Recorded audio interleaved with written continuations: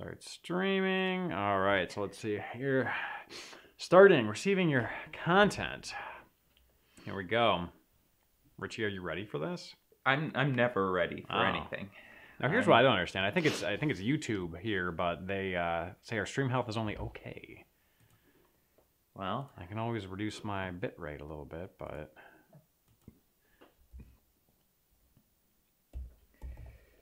YouTube still doesn't know we're live.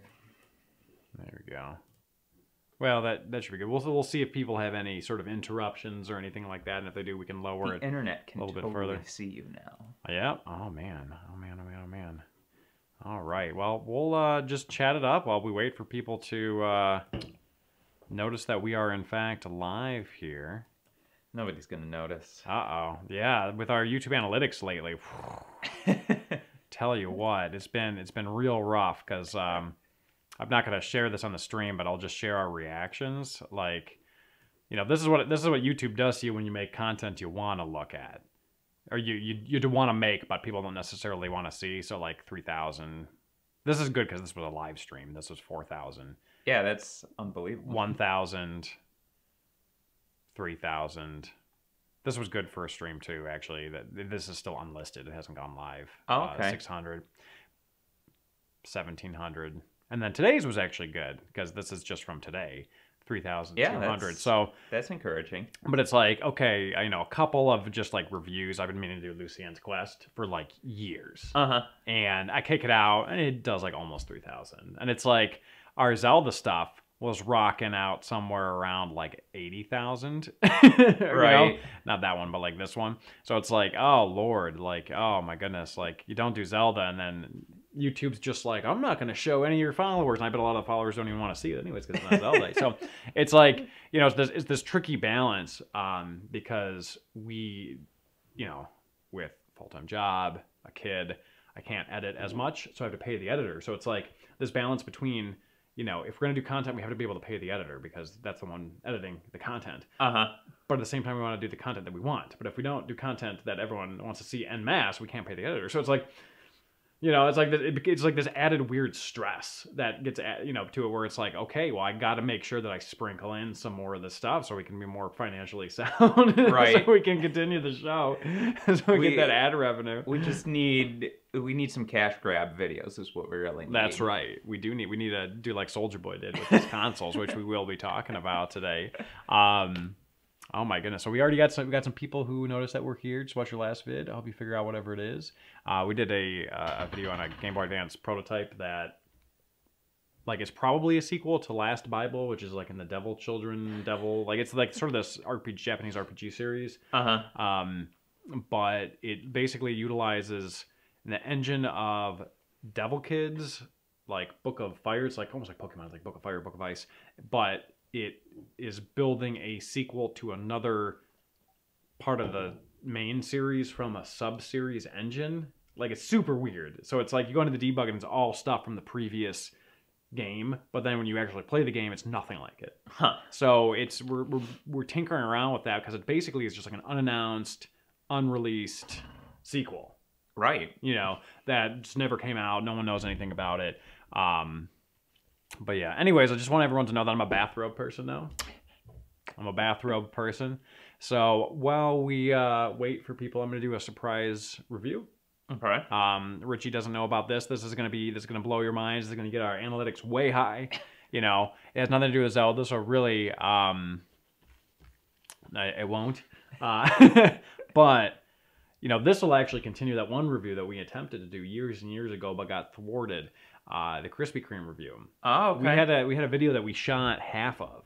Not the good half, the bad half, where we went to Krispy Kreme and Richie was going to try at least every, dog's barking in the background, every Krispy Kreme donut that they had there. And of course they have seasonal ones, they're always coming out with new, so it's not like every donut that ever existed, right? But it's basically every donut that they had. But then some illness happened and you know, we just never got quite to it. No. So I went to Krispy Kreme with my son.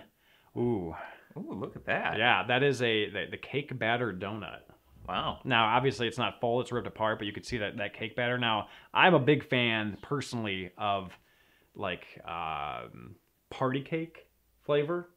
You know, like a sort of funfetti kind of thing. I know what you're talking about. Yeah. I don't agree with that passion, but I love the taste of cake I know batter. what you're talking about. But would you eat cake batter? I'm not crazy about cake batter. Brownie batter is A+. At least cake batter is like solid B. So think about what you think about, or consider what you think about for brownie batter, and that's what I think about for cake batter. Right. Okay. So let's find some common ground. It's worth the salmonella, really. Yeah. So I mean, if I get a protein bar, if I can get it in like birthday cake flavor, I'll do it because I love me some birthday cake. And I'm gonna tell you what, guys, this. Oh, your shirt is covered in dog. Yeah, I know. I told you that I'm a bathrobe guy now. I did some lint rolling earlier, but I didn't try too hard. There's lint rolling like a plush piece of clothing is not worth the effort. Yeah. So this is my son's hands here. But it was delicious. This birthday cake batter donut. It was fan-friggin-tastic. You know how sometimes the cream inside can be on or off depending on the donut shop, depending on the flavor? This was on point. It was delicious. I can dig it. It was absolutely fantastic. That's a quality photo. Yeah, it's to good. be honest. You know, you should sell your son there's like a hand model. There's his chin. For babies. There's his chin right there, in case anyone ever wanted to see his chin. There's the chin on the donut, so it's like his head is the donut. You know, I like it. He's a donut head.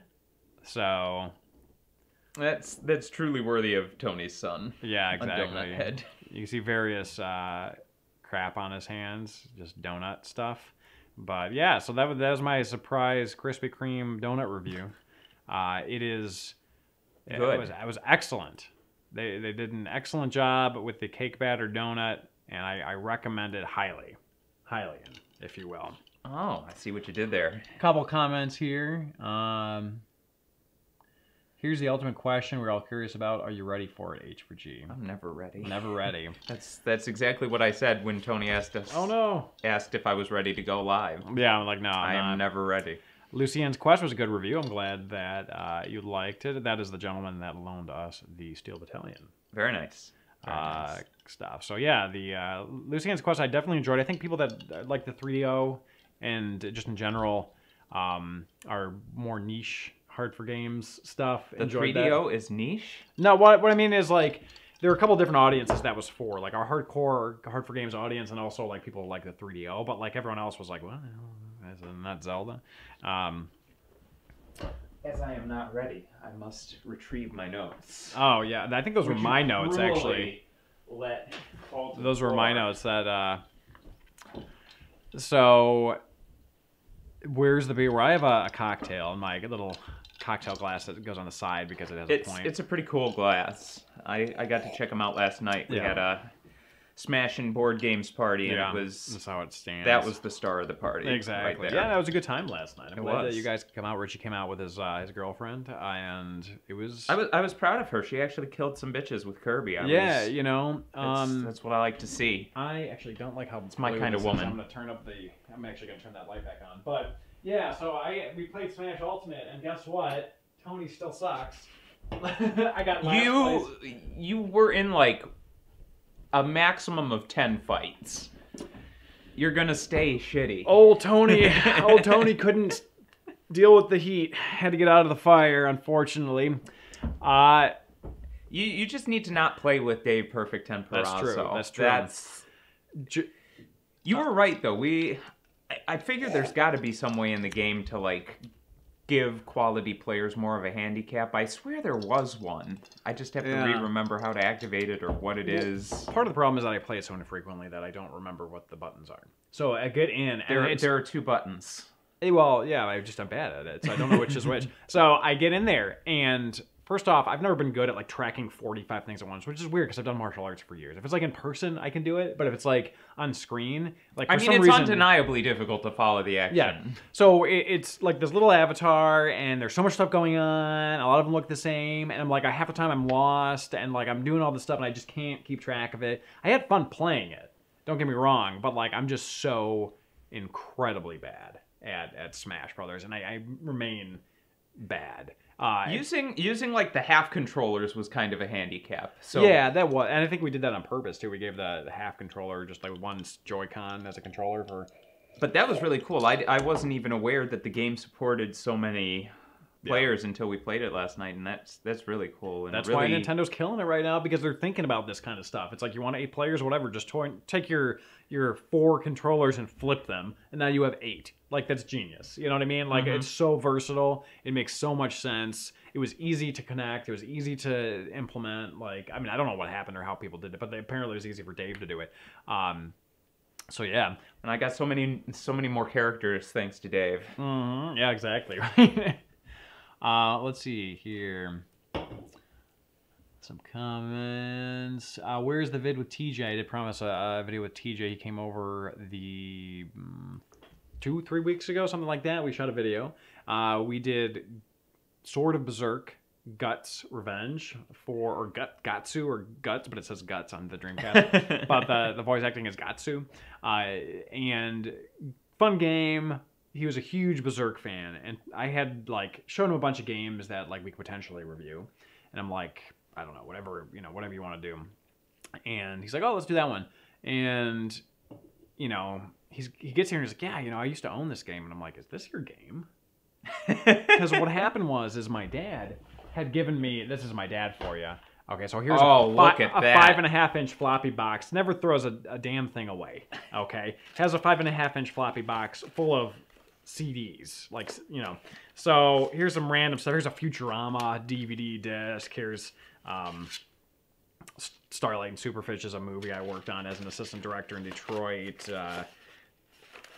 Some random stuff, I don't even know what it is yet. And then there was just a Dreamcast game. Like, it's like Diamond in the Rough, and I'm like, yeah, I didn't even know I owned it. I don't know where it came from. I'm like, this is probably yours. So at the end of the day, I packed it up for him, gave him a jewel case, and sent him on his way. And he was reunited with this game after years and years and years. He had played it and beat it back in the day.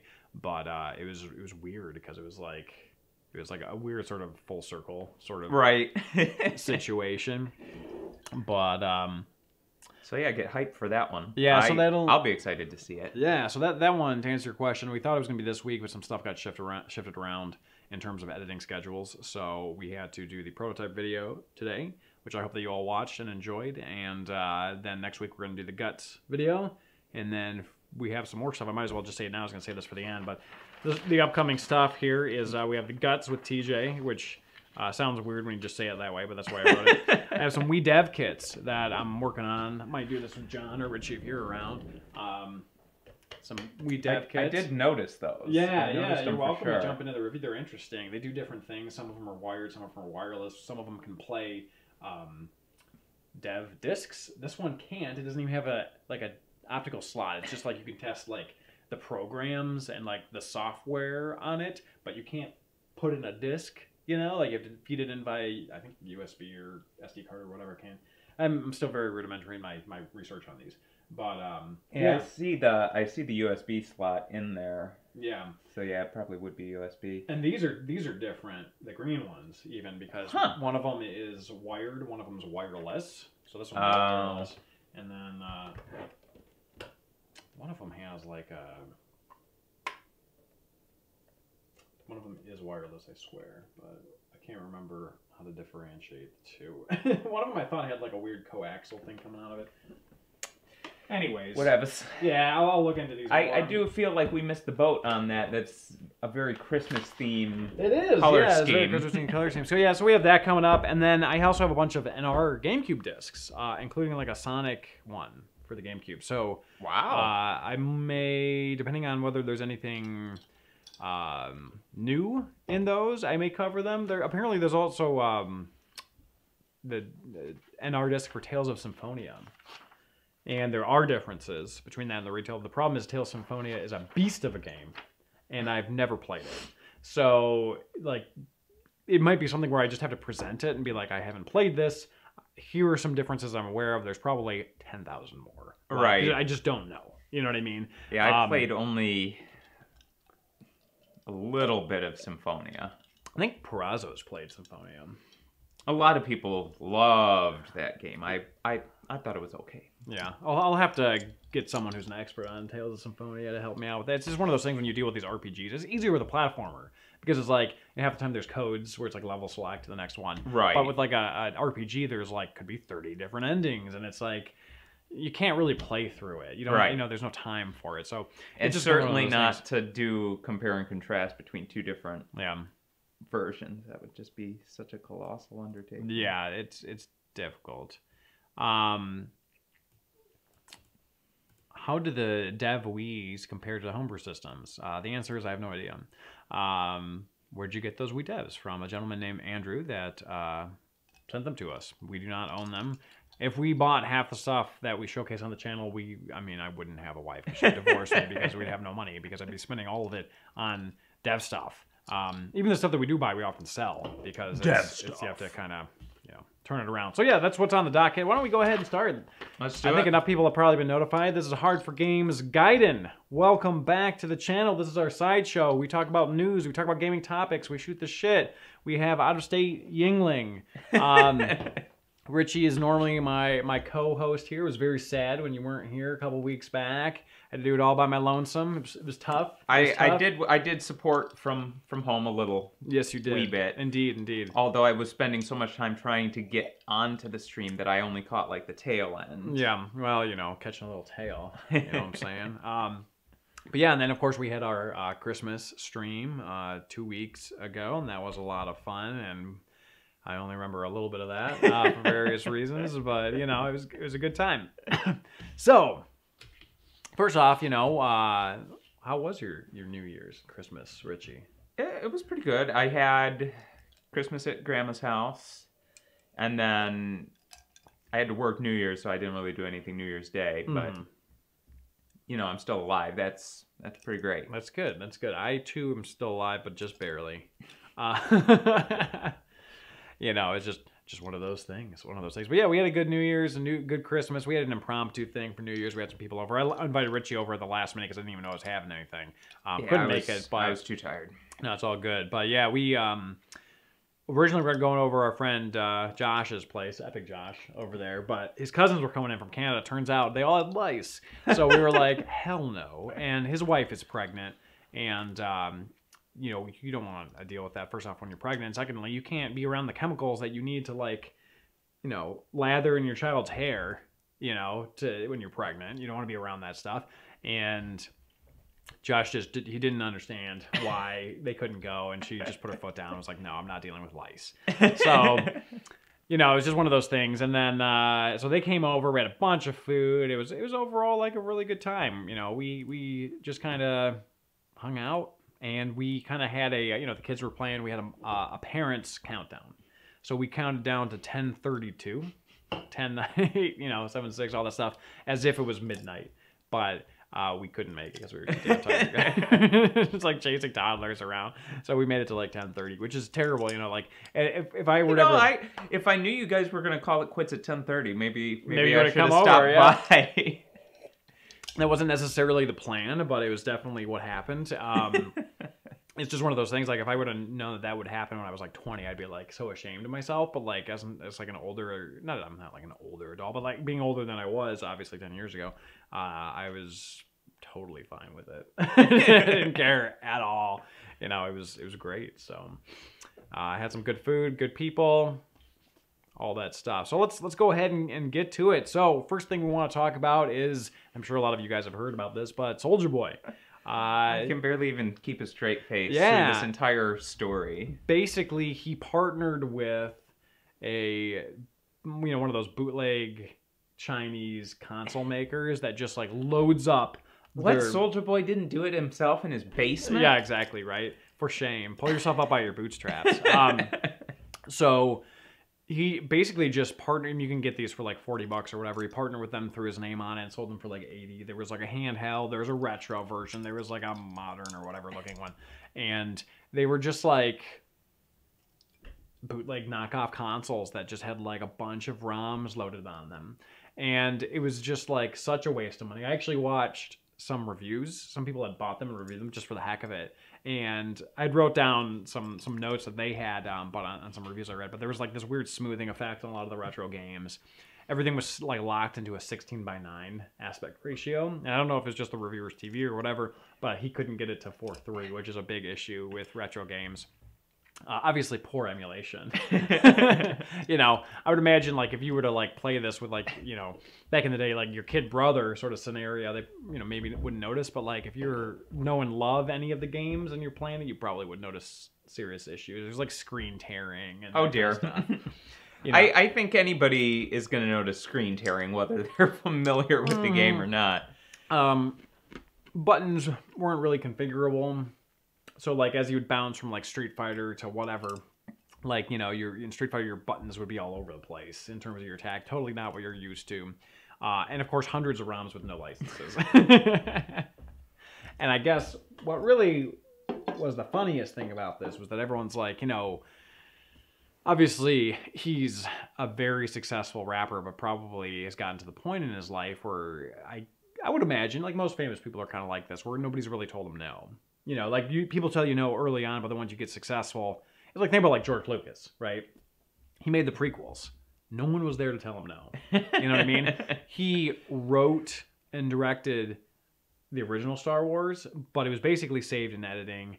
And then you got to keep in mind that the second and third Star Wars that were made, you know, Empire and Jedi, he didn't direct and he didn't write, right? So that's why they were good. But he was the creator of Star Wars, so that way he had the authority, you know, so to speak, to go back and write, direct, produce, you know, with other people helping, of course, but not telling him no, the prequels, you know, and they turn out like crap. So it's like I feel like a lot of people make these, they get to the point where like no one tells them no, so they think every idea is gold. I feel so bad for anybody that had to be a part of the Yes team for Jar Jar Binks. Oh my God, yeah, I'm sure, yeah. Oh yeah, that's great idea, George. Yeah, kids are gonna love him.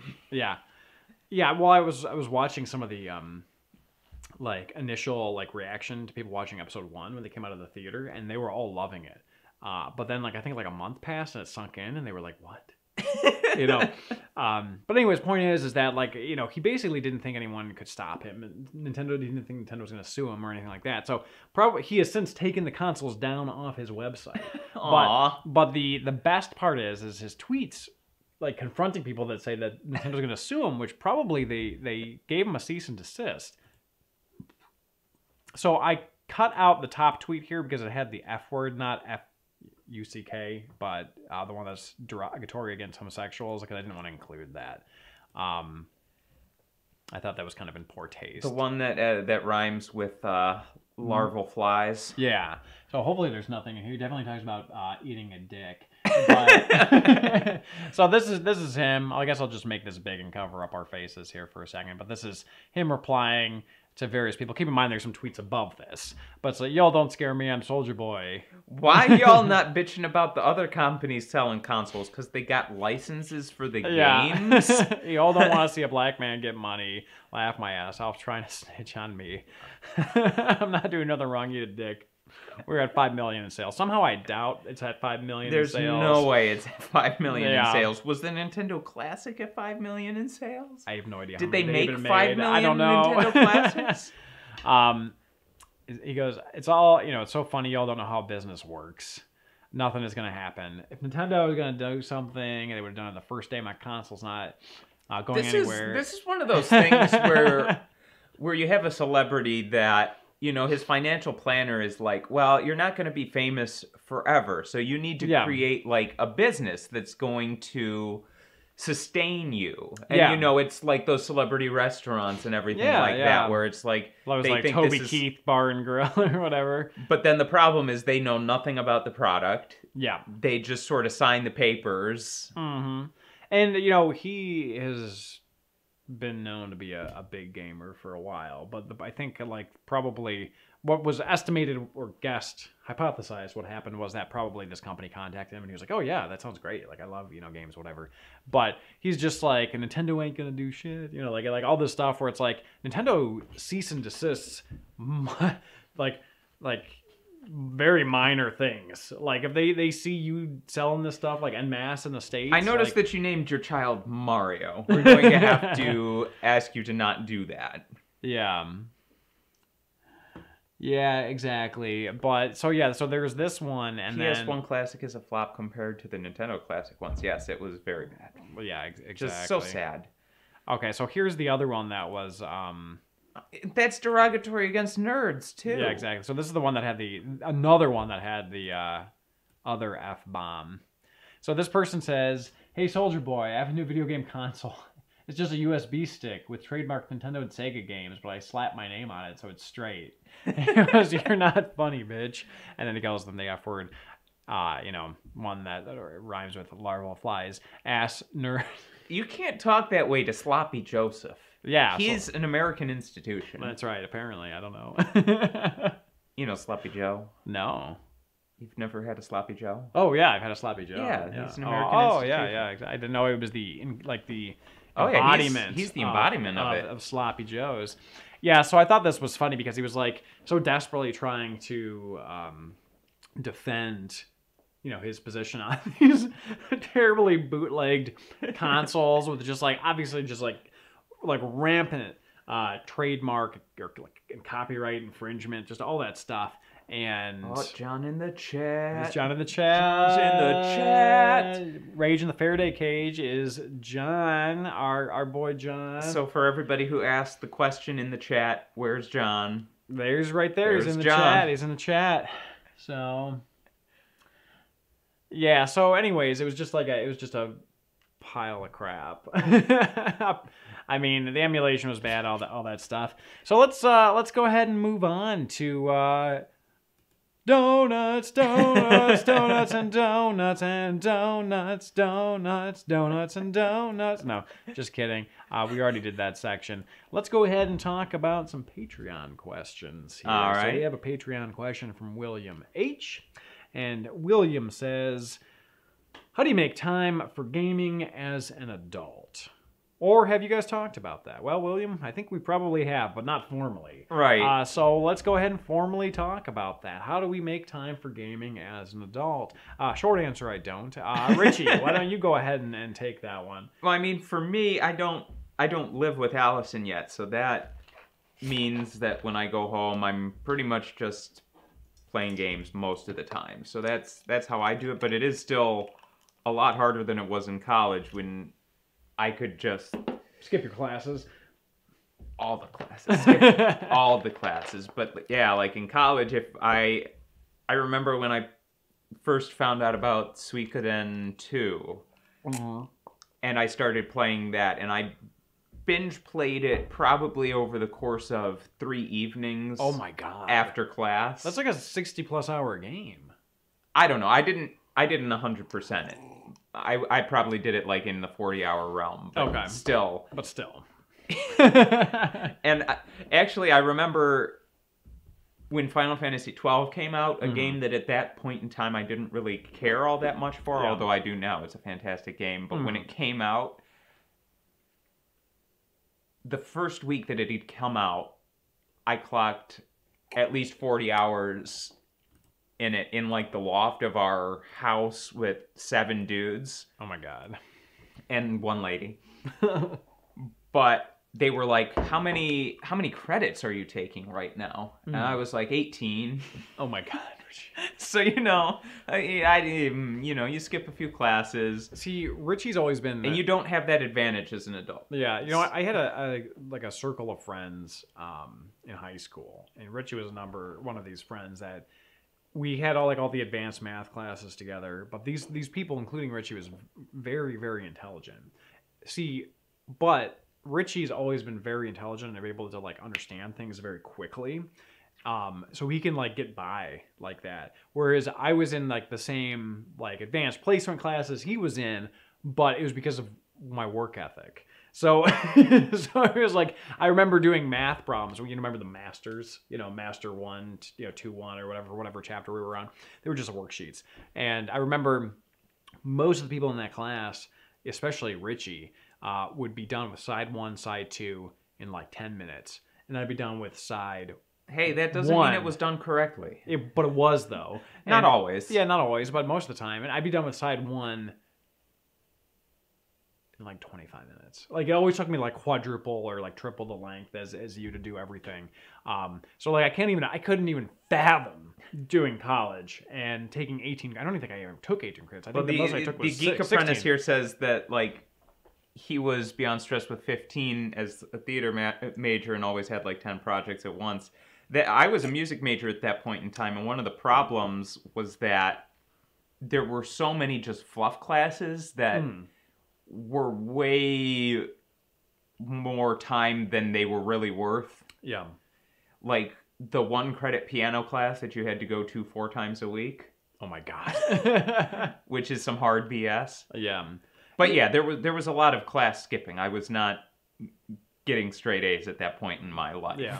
You know, Anna was telling me about the art school. Like, right now, U of M's art school is like art and design. And they kick out some really talented individuals that have practical skills that they can apply towards jobs. You know, like a college should be, or should do. But back when she was in it, they frowned upon graphic design. They're like, that's an applied art. Like, we want you to, like, look at this wall and find the art within it. You know, like that kind of stuff. It's like very artsy fartsy. So like she learned a lot of like really good like skills and how to take critiques and like, but like teaching herself Photoshop, After Effects, all that stuff she did completely herself to be able to do the projects in art school. They like would not teach that kind of stuff because they were just totally unorganized. So I feel like maybe the music school was kind of the same way in terms of like how they had things structured. But like, and it's also just like it's such a traditional program, the music school, where it's like it's something like a piano class for a voice major. Yes, there are practical reasons to be good at a keyboard instrument just like for music knowledge, but it's not something I was ever going to use in my life. Yeah. That I was given the opportunity to test out of the class, went to like play the exam, and she was like, yeah, if you quit now, you could get a B in the class. And I was like, yep, peace out. Yeah, exactly. And I've never seen anybody so confused in my entire life because she's just like, well, you know, you could stay in the class to get a better grade. And I was like, yep, but this is a 1 credit class that meets 4 times a week. That B is not going to weigh all that much on my transcript. See you later. Yeah, exactly. Exactly. It's like, don't you want to strive for excellence? I feel like the art schools at college, especially U of M, probably didn't have a lot of oversight. They just let the artists run everything. So it's like you have a bunch of artists that you know think they know how to organize and like manage, but like they don't. They know art. You know what I mean? Or like voice or music or whatever it happens to be. What type of person would put that they're an excellent planner? That's super in their resume. That's super inside. Yeah, so like with the film school, I would imagine it's probably like you know, theater school where it's like you take a 4 credit class, but you're shooting every weekend. So it's like it's really more like you're taking like 18, 20 credits, but it only counts for like 3, 4. You know, because it's like you have to do these projects that take so long to do outside of class. We would have to do stuff where it's like for a 4, you know, credit class, we would meet twice a week. I think it was like once a week in lecture, maybe twice a week in lecture, twice in discussion, and then once a week we'd have to watch as a group like a 2 to 3 hour movie. So it's like those 2 to 3 hours of watching the film that was separate but also part of the class didn't get included in the credits at all because it's like, oh, well, you're just watching a movie, but it's like, well, that's our time. You know, like it wasn't included. Oh, and don't forget about choir as a musician. Yeah. So anyways, I guess my point is that... We really got off track. Like, yeah, we got really super off track. My point is that you were able to... you had fluff classes, so you were able to game a lot in college, but you also had the ability to like very instantly understand things at a level that was competent enough. Whereas I've always been too dumb for that. Like I've always had to like work for it. Whereas of course you work for what you have to, but you're at the next level where it's like, I already understand, now I can work to get more. I'm like struggling to get to that point. So I could like never do that. And then you reverse the tables and like you get to like the social side of things and I'm just like, what, you want me to make a phone call? Oh Lord. Richie, fun fact, Richie's never called me. This is difficult. Richie's never called me of his own volition. He's called me back.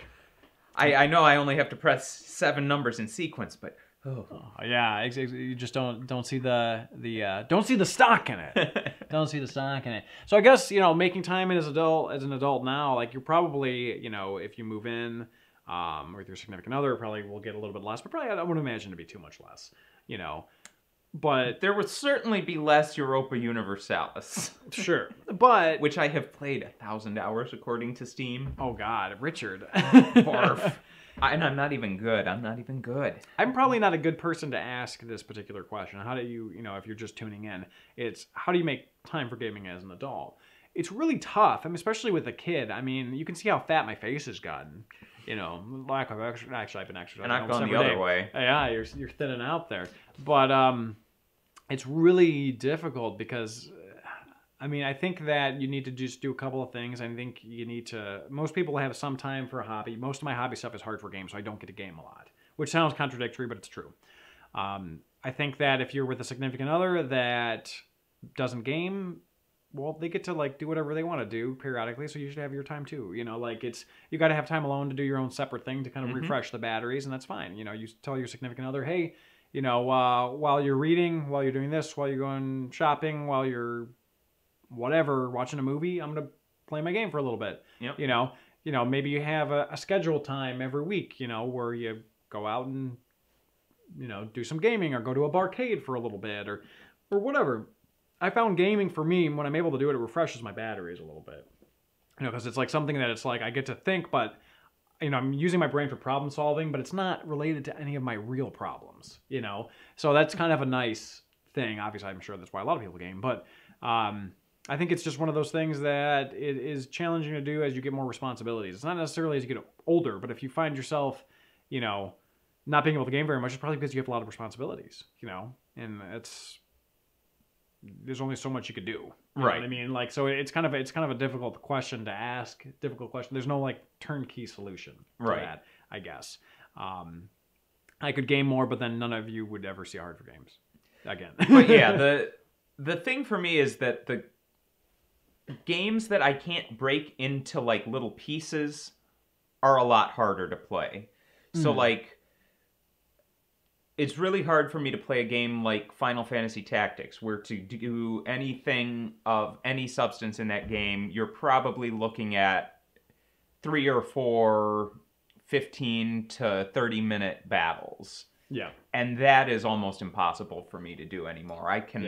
Strategy games are tough. I really prefer RPGs that have more of a Final Fantasy type of battle system where you're in and out in maybe 2 to 5 minutes. Yeah, it's rewarding, it's quick. I've been playing a little bit of strategy stuff lately, and it's been fun just because I've never done it before, but it's.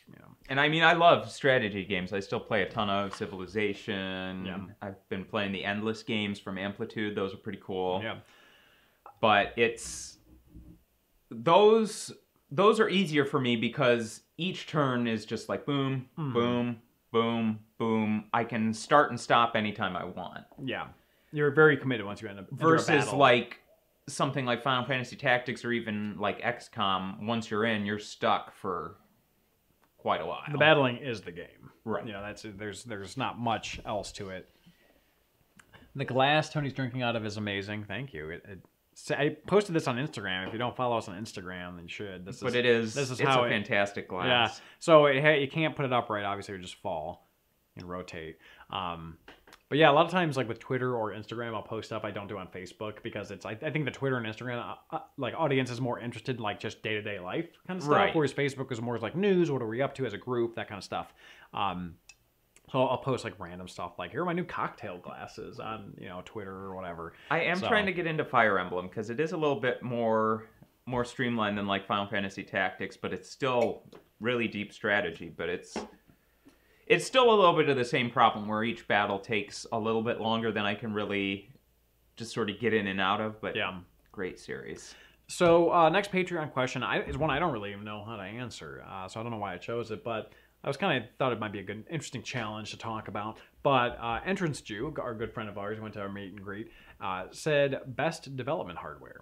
Now, here's the thing, is that we're looking at development hardware from a historical perspective, not from a perspective as to how to actually develop on it. So this gentleman develops his own games, but he's using software for that, right? Of course. But back in the day, of course, you have your development hardware, and you still do for like game consoles and such. Obviously, we have a bunch of, like I mentioned earlier, a bunch of Wii development stuff behind us here. I have this hidden because I don't want to put it too close to my drink, obviously. But also I have my drink in like a very walled garden here. So point is that if you're going to answer the question, best development hardware, from my perspective, it's sort of the historicity of it and how complicated is it to get running.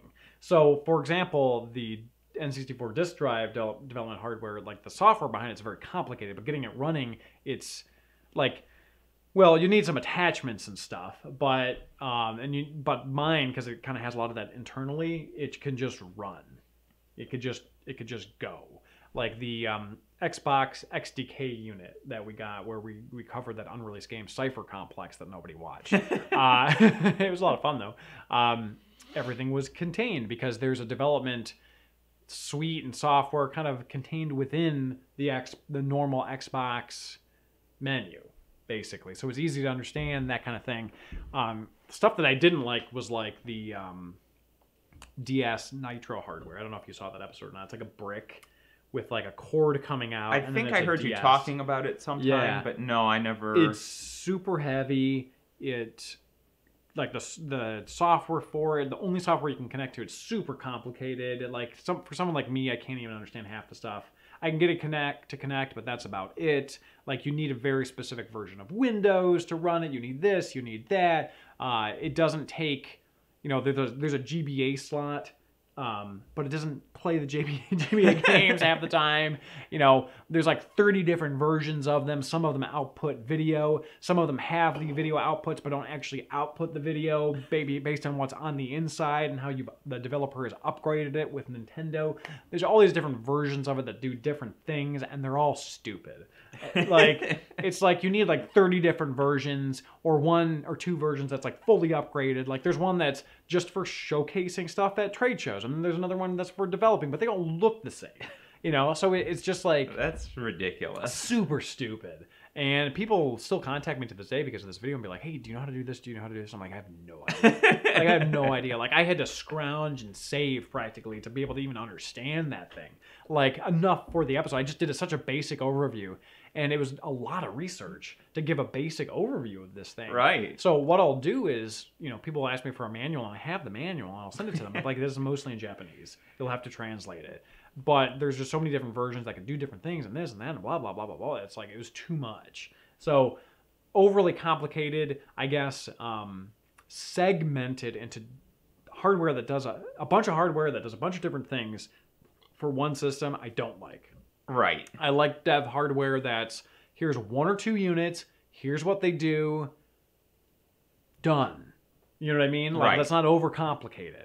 The Wii stuff isn't too challenging because it's like, okay, this one doesn't have a disk drive, these 2 do, okay, sometimes you get one of these that doesn't have the Wii menu in it, but you can get a disk to load the software. One of these has a beta of like a Final Fantasy game on it. Ooh. So actually, you might want to check that out with us, Richie. But it's, or like a demo version. I don't know. Again, I haven't booted it up. I've just, I know what the owner told me. But it's more simple. There's a bunch of different versions, but it's clear what they do. You know what I mean? Whereas like the DS stuff was like, I was banging my head against the wall, just trying to get the damn thing to work. Like, it was so much work. I mean, I'm the PC guy, so my favorite development hardware is a PC. Yes, that's fair. Chucko Brando asks, hold up, Soulja Boy is coming to Smash? Wouldn't it be so funny if he was invited to Smash Bros? That would be one way of burying the hatchet. Yeah. So there's actually, it perfectly leads into our next topic of conversation. There was a supposed leak of potato leek soup of the... Have you ever had potato leek soup? No, I'm not a big soup guy. It tastes more like you're drinking a baked potato, which is actually pretty tasty. I would try it. Okay. I don't know that I would commit to We'll it. settle there. We'll find some potato leek soup after this. But anyways, there was a supposed but contradictory Smash Brothers leak in terms of the remaining DLC. So this is actually from reported from IGN. There was an individual who claimed that Edric from the Dragon Quest series, Ryu Hayabusa from Ninja Gaiden, Steve, the default player from Minecraft, and most interestingly, Doom Guy from Doom would be DLC in an upcoming pack or individuals for Smash Bros. Ultimate. And supposedly, Doom Guy was going to be kind of coordinated with the upcoming Doom game on Switch. I can't remember what it's called. So are they just going to release Soulja Boy as like... I don't know if they're going to release Soulja Boy. That's why I'm concerned now. Is he going to be like a mirror character of Villager? That would be funny. Just a different like a palette swap or something like that. That would be pretty good. So yeah, I don't know. Let us know in the comments what you think about these particular leagues. I think... Are they just going to name... The problem is Smash already has one Ryu. Yes. So, is he just going to have to be Ryu Hayabusa, or is he going to be Ryu 2? Ryu H. Ryu H, period. Or are they just going to rename him Ninja? Ninja, please? Yeah. But then there's another... leak from the same person that claimed a totally different thing, saying that it was going to be Rayman and a Tekken character. I mean... And it's amazing because it's getting all this news and all this press, but all the press outlets are like, oh, so he contradicted himself. Right. So it's like, I feel like Rayman is a great fit. Mm-hmm. Tekken kind of goes with the idea of bringing all of these different fighting game characters into Smash. Yeah, I like that idea. I like the fact that Ryu from Street Fighter is in it, but I played as him yesterday, and I feel like he's a little bit clunky because I'm used to playing him in Street Fighter. Right. So I was trying the entire game is a little bit clunkier. Yeah. Well. Yeah. But it's like you're trying to like function with him, and like it's too like fast paced. I don't know. Like I was having trouble with it, but like I feel like they should find a way to make these characters. Like, if you should be able to, like, pick up and, like, have as much success with these characters in this game as you would if you were playing Street Fighter. But I know that's a really hard thing to do or even think about. I don't know, I just felt like I wasn't playing as Ryu. Unfortunately, with a roster that size, you're going to have a couple wonky characters bits, that don't really feel right. Like, when I played Bowser, oh, God. Yeah. That was awful. Why did I do that to myself? Yeah. I feel like Ryu Hayabusa from... Ninja Gaiden would be fun. He would be great. Yeah. That would be a great fit. Doom Guy... The Dragon Quest guy, he would be a decent fit too. Yeah. Doom Guy I'm curious about because it's, Nintendo's kind of shied away from that M-rated, but now they're embracing it. So, but an M-rated characters they've avoided in the past in Smash. They'd have to cartoon him up somehow. Yeah, because like he fights with guns. So they probably would, I mean, so does Samus. Yeah, but it's like but ray guns, energy guns and ray guns versus like shotguns. You know what I mean? And like pistols and stuff. So like I'm not sure how they'll do it or if they will do it, but I do think that would be hilarious. It would be very, very interesting. Yeah, but good on them if they do ultimately choose to include Doom Guy because that would just be I feel like that would be another step of Nintendo finally shedding their crap from when their Puritan values. Their Puritan Iwata as president, period. Again, if you follow the stream for a while, I think Iwata was a great individual, programmer. I mean, that awful president. That element of Nintendo, though, wasn't really his fault. They've always had a little bit of a prudish They've side. always had that, but it, like, drastically increased under him. He really... I feel like he personified it so much more than he really entrenched it in Nintendo. Sure, that's fair. But he definitely, like, when he left, they definitely let their hair down. Yeah, exactly. He left and, obviously he died. But, yeah, they, like you said, they let their hair down. They were like, let's kill any sort of region locking. Let's include M-rated games. Let's have things be super convenient and easy. Whatever, like, And but it's still friend codes. But it's sold, Let's see here. Let's see if we have any good... John for Smash. John for Smash. I like that. Please understand, he says. Please understand. Oh, man. Hard Baby is back. Hard Baby for Smash. They added Night Trap.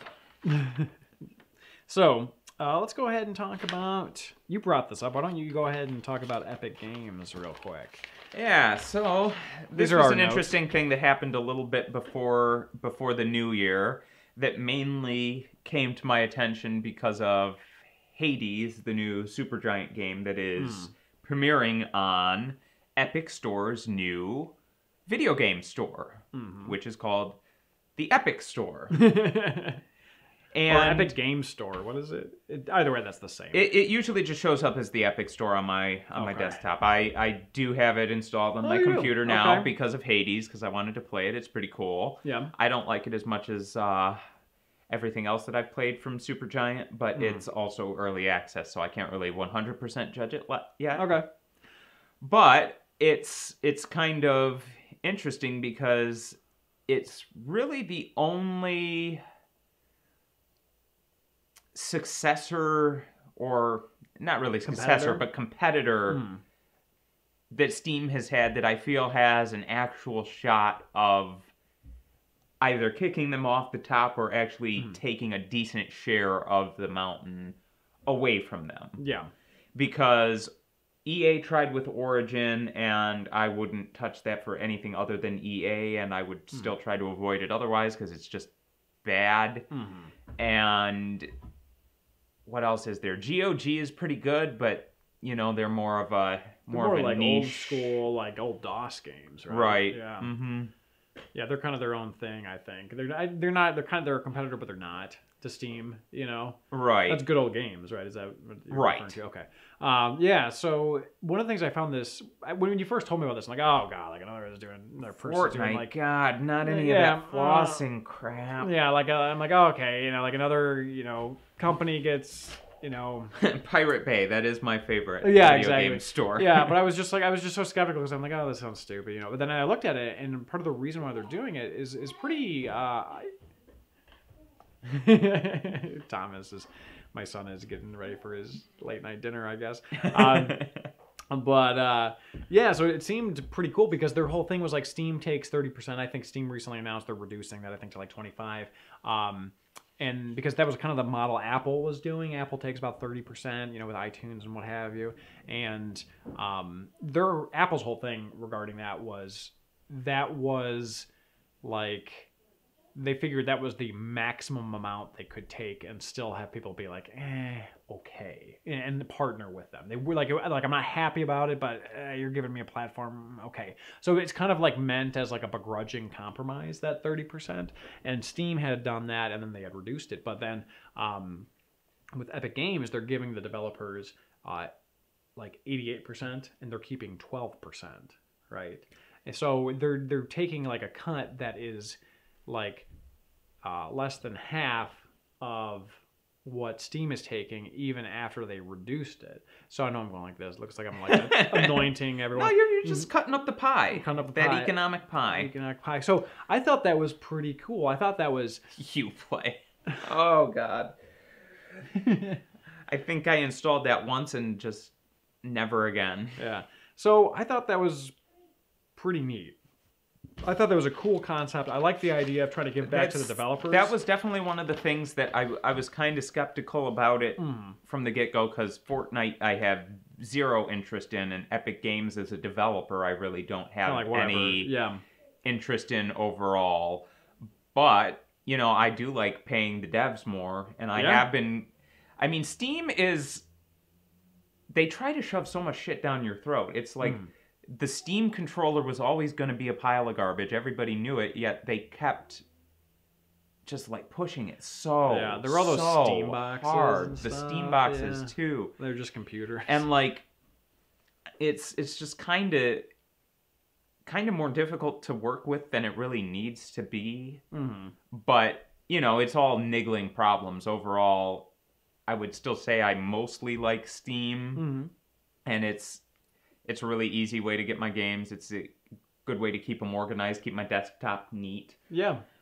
But I have been kind of a little frustrated with some of their BS. And maybe this will remind Valve that they are, in fact, a company that is responsible for making Half-Life games.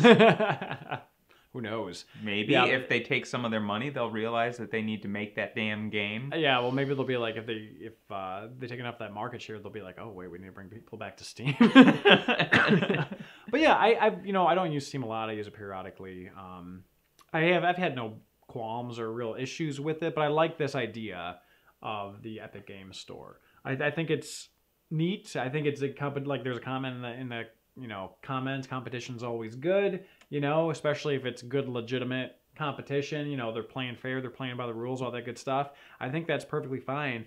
Private Pirate Penguin says their customer service is awful, which I totally agree with. With Steam? Yeah. Yeah. I mean, the only time I ever have to do it is when I get locked out of my account, but they still make it way too difficult. You actually have to talk to like one of their support people to get your password reset at a certain point of the problem, and it's way sooner than I think it should be. Okay. Yeah. That's rough. Another thing that Epic is planning on doing is releasing one free game every 2 weeks through 2019. So if I guess if you have an account, you'll get something. I don't know what the quality of those games will be. Right. But I did not know that. I'll have to keep my ears open for any good deals. Yep. And there's a couple other things that they have in the works where I don't think they have reviews set up yet because they're trying to reduce like review bombing. Steam's review section is just completely worthless. Yeah. So it's kind of one of those things where I think they're trying to be slow and steady at first. But I actually have Super Meat Boy. I will be terrible at that game, but I haven't played it, and I should play it if it's free. So here is the site. Now, Richie... What Remains of Edith Finch? I wanted to play that too. Oh. That's next week. So you've downloaded the app. I have not. What are your thoughts on the user interface? It's a little too mobile-like for my tastes, but that's the style these days, so I guess I just have to take it. They're probably just trying to make it look different than Steam. I'm sure that's part of it too, but big pictures, not a whole lot of information unless you actually click into it. It feels mobile-ized to me. Okay. And I am like a minimal mobile type of person. I want to be on my phone as little as possible. Yeah. Yeah, I know. You never once called me. Come on. I think it won't let me click because I have basically like a web protection thing preventing scripts from coming up. So it's basically like, oh no, you can't do anything. Right. But whatever. We don't have to look at it. Not critical. Overall, I was pretty impressed and pretty happy with it in terms of what I saw. Now, did you actually purchase from them yet? I did buy Hades. Okay. And it's easy. Yeah. It's no hiccups or anything like that. It's as easy as buying from Steam. Yeah. I will say that the other games that I've bought since then, I've bought on Steam rather than on Epic, but those were also gifts. So, like, my brother's not on Epic Games yet, so I couldn't gift him anything on the Epic Store. Yeah. Did you gifts or gifts? Gifts. Oh, gifts. Gifts. There you go. You should stream crap. Like taking a crap? It's an idea. Yeah, I kind of already went today. I'm good. Yeah, I don't really need to go right now either. I rocked 2 earlier in the day, and I do not miss CD-ROMs. I thought they were terrible media, and they got scratched so easily.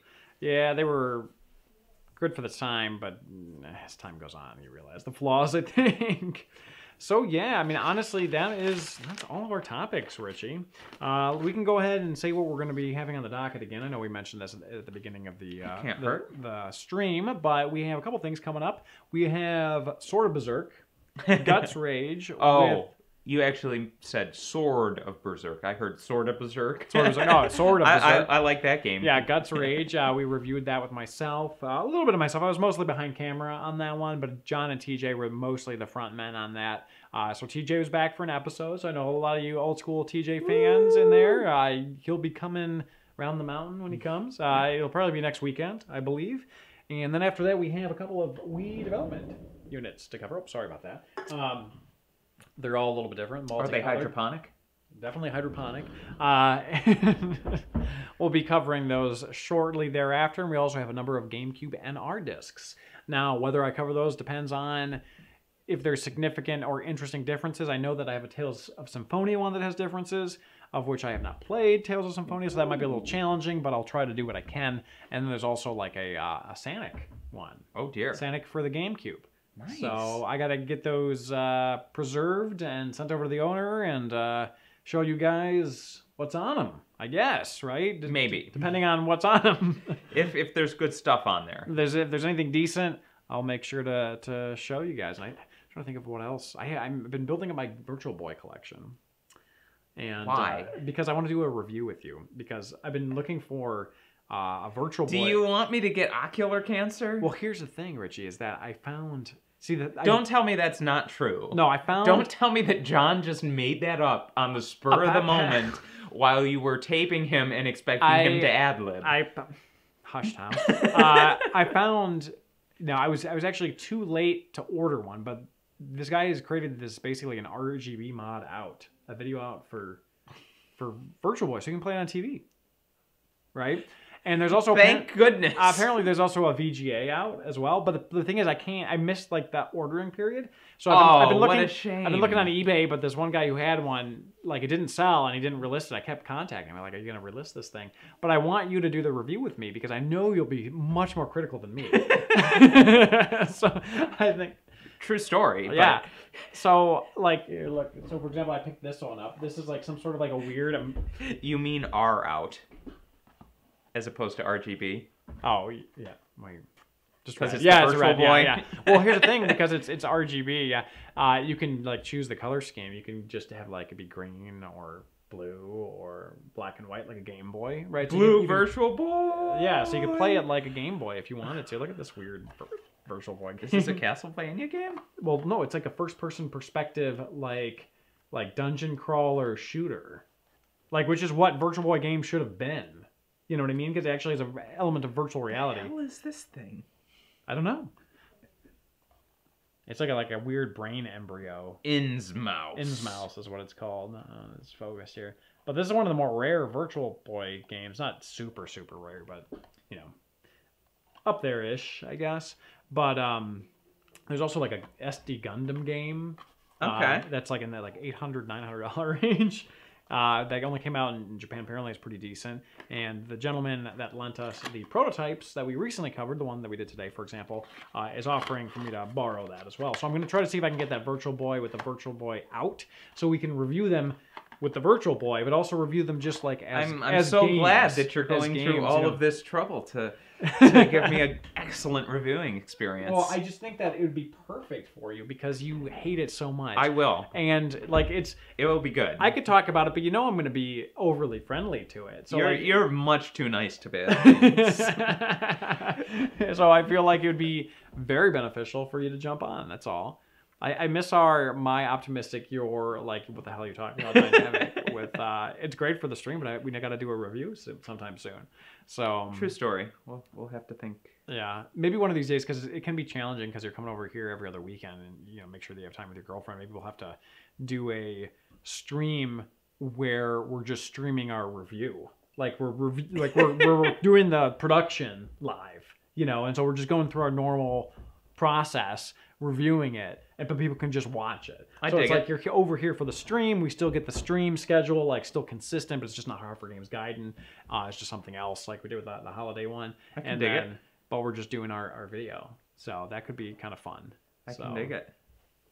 Yeah, I think actually that might not be a bad idea. And it's very little work. All I have to do is just blow this picture up and then just... I love low work. We'll be working about very little on the stream. Just in the review. So yeah, I had a feeling that Innsmouth was probably H.P. a Lovecraft. mistranslation of Innsmouth, but yeah, it's based on like an H.P. Lovecraft book. That's what I was thinking. I was thinking that, but I was like, I think that's wrong. But then someone commented, so it must be. So yeah, we've got some Virtual Boy stuff coming up real soon, and you know, well, it's funny because I feel like the Virtual Boy, if H.P. Lovecraft were to design a console, the Virtual Boy is what he would design. oh yeah, Just this madness-inducing. you know what we could do too? Yeah, well, that would be yes, but we could also. You know, if I can't get the HDMI out or RGB out, Virtual Boy. By the way, if anyone has any sort of a whereabouts of a modded Virtual Boy, please let me know because I'm very interested. We should just videotape me on the Virtual Boy doing like a radio show of what I'm seeing. Yeah, exactly, right. I think it's been done, but the joke doesn't die. So I think, you know, if we can't get that, maybe what we could do is you can emulate the games. Apparently there's pretty good emulators, and then you could truly play them like, you know, like a Game Boy or whatever. And we could also include that in the stream as that our gameplay segment in the stream as we're recording. Yeah, right. So like you could kind of do it like a multiple faceted thing where we have lots of things going on at once. That could be fun, depending on what kind of hardware we get. So I did not see that video of the parade where the guy shouts "I love you, Sonic" to a guy in a Mario costume. I kind of do now, though. Yeah. So I guess other than that, you know, want to remind everybody we have our merch store on teespring.com. There's links in the description below, and we're also coming out with a new design sometime the next week. It's called That's Bananas, and let me tell you what, it's gonna be bananas. It's gonna be good. I really hope it's a Chiquita banana hat. There's definitely a banana. So, by the way, you get to vote for different like new items of clothing. Banana hat. Well, that wasn't an option, but I voted for the bra because I want to get a Dave Perfect 10 Perazzo bra. I think that's what the world needs and wants. Because we already have his face on the t-shirts. We got to get it on like panties and bras and stuff. You know, I don't know what his wife. I'm trying to think how we can, like, would you have 1, 0?